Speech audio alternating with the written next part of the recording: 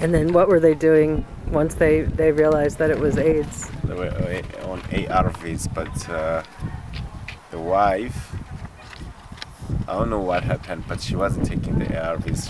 She said there was side effects were a problem to her, so she decided it's better she doesn't take the ARVs.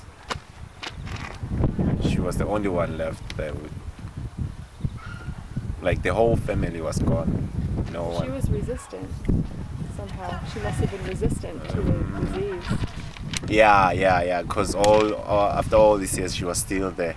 Probably after 10 or how many years, I'm not sure. She was still there, surviving while all the others were dying.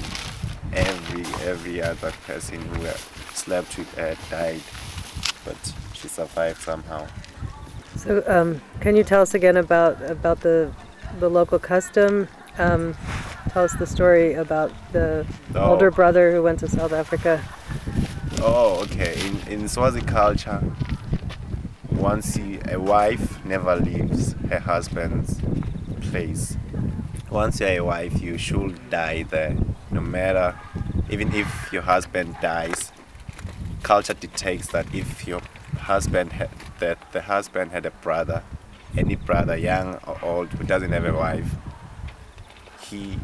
that brother has to take over from where the former husband left. So what happened in this one family down in somewhere around Lavomisa, the husband was working in the mines in South Africa, like gold mines.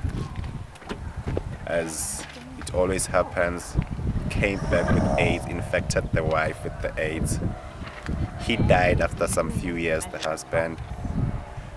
Then as they were from the rural areas, the brothers to the husband had to take over from where he left off.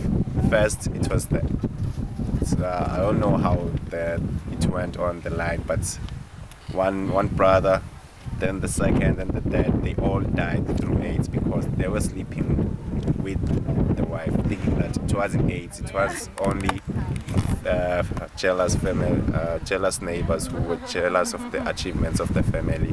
They were bewitching them and killing them. They never thought it was AIDS. They knew AIDS was there, but a lot of people here in Swaziland, I don't know, they know AIDS is there, but they just pretend as if it's not there.